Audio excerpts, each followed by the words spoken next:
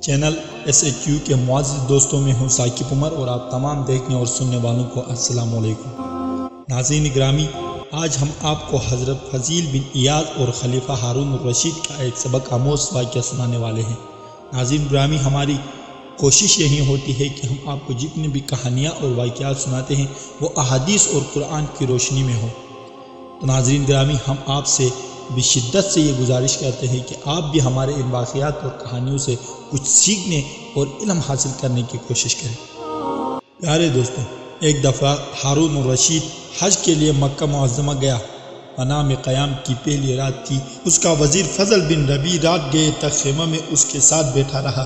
پھر ہارون الرشید سے اجازت لے کر اپنے خیمہ میں چلا گیا اور خواب راحت کے مزے لینے لگا۔ تھوڑی دیر بعد اس نے اچانک سنا کہ کوئی اس کے خیمہ کا دروازہ کھٹکھٹا رہا ہے۔ اٹھ کر باہر آیا تو ہارون الرشید کو کھڑے پایا۔ فضل نے زمین ادب چوم کر کہا، امیر المومنین نے اس وقت کیسے تکلیف فرمائی ہے؟ حضور حکم دیتے یہ غلام خود در دولت پر حاضر ہو جاتا۔ ہارون الرشید نے کہا، اس وقت میرا دل کسی مرد کامل کی زیارت کا متمنی ہے، مجھے کسی ایسے بزرگ کے پاس لے جائے۔ فضل نے عرض کی کہ یہاں قریب ہی سفیان بن عیینہ رحمۃ اللہ علیہ مقیم ہیں، اگر آپ پسند فرمائیں تو ان کے ہاں چلیں۔ ہارون الرشید نے کہا، ہاں وہیں چلو۔ دونوں سفیان بن عیینہ رحمۃ اللہ علیہ کے قیام گاہ پر پہنچے۔ فضل نے دروازہ پر دستک دی۔ سفیان نے پوچھا، کون؟ فضل نے کہا، امیر المومنین تشریف لائے ہیں۔ سفیان جلدی سے باہر نکلے اور بولے، امیر المومنین مجھے پیغام بھیج دیتے، میں خود حاضر ہو جاتا۔ ہارون کچھ دیر ان کے ساتھ گفتگو کرتا رہا۔ چلنے لگا تو پوچھا، کسی چیز کی ضرورت ہو تو ارشاد فرمائیے۔ سفیان نے کہا، میرے سر پر قرض ہے۔ ہارون الرشید نے فضل کو حکم دیا کہ ابو محمد کا قرض فوراً ادا کرنے کا انتظام کرو۔ پھر دونوں وہاں سے چل پڑے۔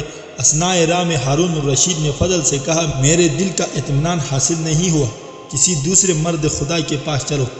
فضل نے کہا، امیر المومنین فلاں جگہ محدث عبدالرزاق بن حمام بن نافع الحمیری الصنعانی قیام پذیر ہیں۔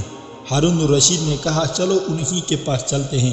فضل نے عبدالرزاق بن حمام کی رہائش گاہ کا دروازہ کھٹکھٹایا تو اندر سے عبدالرزاق نے آواز دی، کون ہے؟ فضل نے جواب دیا، امیر المومنین آپ سے ملاقات کرنا چاہتے ہیں۔ عبدالرزاق عجلت سے باہر نکلے اور بولے، امیر المومنین مجھے طلب فرماتے، میں خود حاضر ہو جاتا۔ ہارون الرشید ان سے بھی تھوڑی دیر تک گفتگو میں مصروف رہا اور چلنے کا ارادہ کیا۔ چلتے چلتے عبدالرزاق سے پوچھا، آپ پر کوئی قرض تو نہیں؟ عبدالرزاق نے جواب دیا، امیر المومنین میں اتنی رقم کا مقروض ہوں۔ ہارون الرشید نے فضل کو حکم دیا، ابو العاص ان کا قرض ادا کر دو۔ وہاں سے چلتے تو ہارون الرشید نے فضل سے کہا، اے ابو العاص، یہاں بھی میرے دل کی مراد پوری نہیں ہوئی، چلو کسی اور کے پاس چلیں۔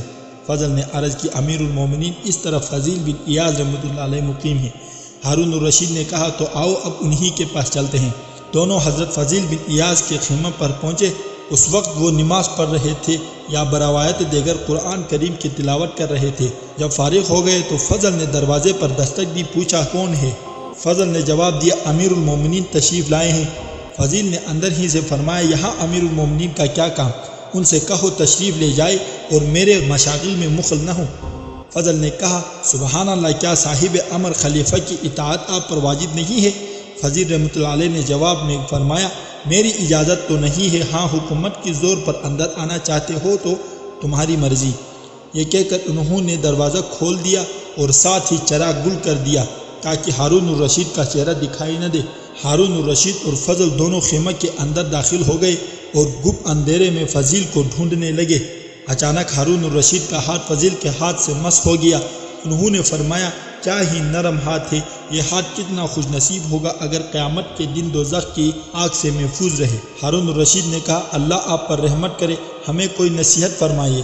فضیل بن ایاض رحمۃ اللہ علیہ، تیرے باپ عباس رضی اللہ تعالیٰ عنہ رسول اکرم صلی اللہ علیہ وآلہ وسلم کے چچا تھے۔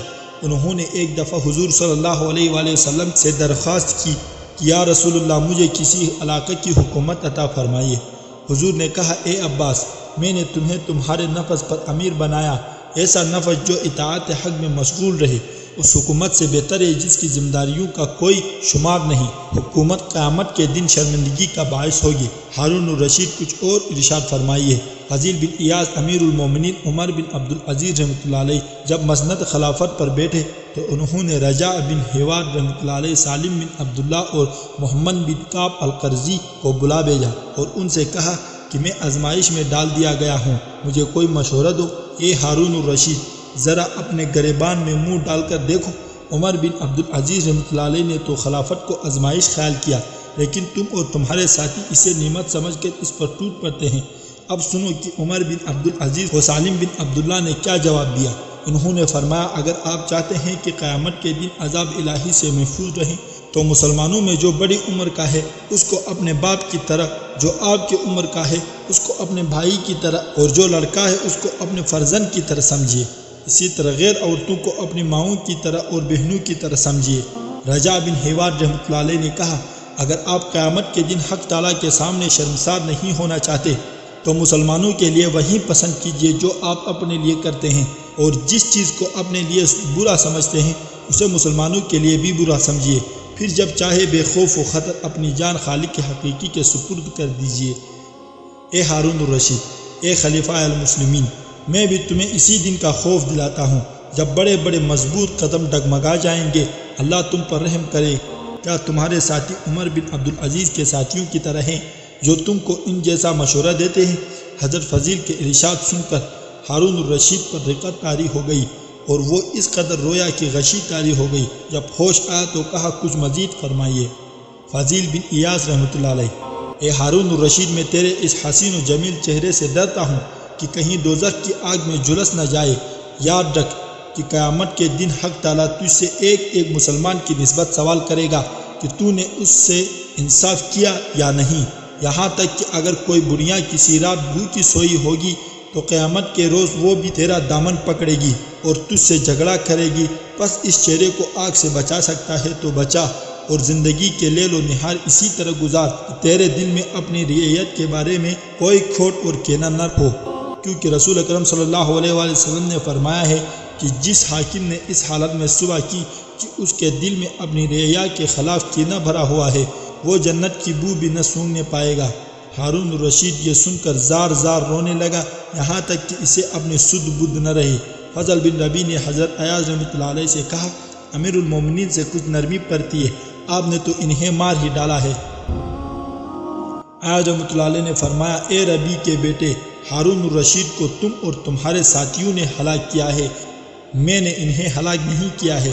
ہارون الرشید کو ہوش آیا تو انہوں نے حضرت فضیل سے پوچھا، آپ پر کوئی قرض ہے؟ فرمایا، خدا کا قرض ہے جس کا وہ مجھ سے محاسبہ کرے گا، بس ہلاکت ہے میرے لیے جب مجھ سے باز پرس ہوگی اور میری کوئی دلیل کام نہ آئے گی۔ ہارون الرشید نے کہا، میں لوگوں کا قرض پوچھتا ہوں۔ فرمایا، میرے رب نے مجھے اس کا حکم نہیں دیا ہے، بلکہ یہ حکم دیا ہے کہ میں اس کے وعدہ کو سچا جانوں اور اس کی اطاعت کروں۔ حق تعالیٰ کا ارشاد ہے کہ میں نے جنوں اور انسانوں کو عبادت کے سوا کسی اور غرض کے لیے پیدا نہیں کیا، مجھے نہ تو ان سے رزق حاصل کرنے کی خواہش ہے اور نہ میں یہ چاہتا ہوں کہ وہ مجھے کھلائے، بے شک اللہ ہی رازق اور زبردست قوت والا ہے۔ ہارون الرشید، یہ 1000 دینار کی تھیلی ہے، میری والدہ کی میراث ہے اور خالص طیب ہے، اس کو قبول فرمائیے۔ فضیل رحمۃ اللہ علیہ، افسوس میری تمام نصیحتیں رائیگاں گئی اور تم نے ان کو دل میں جگہ نہ دی۔ یہ مال اس کو دو جس کو اس کی ضرورت ہے، لیکن تم اس کو دیتے ہو جس کو اس کی ضرورت نہیں۔ یہ مجھ پر ظلم نہیں تو کیا ہے؟ میں تجھے نجات دلانا چاہتا ہوں اور تو مجھے ہلاکت میں ڈالنا چاہتا ہے۔ فضل بن ربی کہتا ہے کہ پھر حضرت فضیل رحمۃ اللہ علیہ خاموش ہو گئے اور ہم دونوں سلام کر کے ان کی قیام گاہ سے باہر آ گئے۔ راستے میں امیر المومنین نے مجھ سے مخاطب ہو کر کہا، دیکھا مردان حق ایسے ہوتے ہیں، آئندہ جب میں تم سے کہوں کہ کسی مرد خدا کے پاس لے چلو تو تم اس قسم کے فضیل بن ایاس جیسے مرد کے پاس لے جایا کرو۔ پیارے دوستو، اس واقعے سے ہمیں یہ سبق حاصل ہوتا ہے کہ ہم کبھی دنیا کی طلب میں نہ لگے بلکہ اپنی آخرت کی فکر کو ملحوظ رکھیں اور خود کبھی کوئی عمارت و وزارت حاصل کرنے کی کوشش نہ کرے۔ البتہ اگر مسلمانوں کے مشوروں سے کوئی عہدہ سونپ دیا جائے تو حضرت فضیل بن ایاز رحمۃ اللہ علیہ کی ان نصیحتوں کو اپنے سامنے رکھیں۔ اللہ تعالی ہم سب کو عمل کرنے کی توفیق عطا فرمائے، آمین یا رب العالمین۔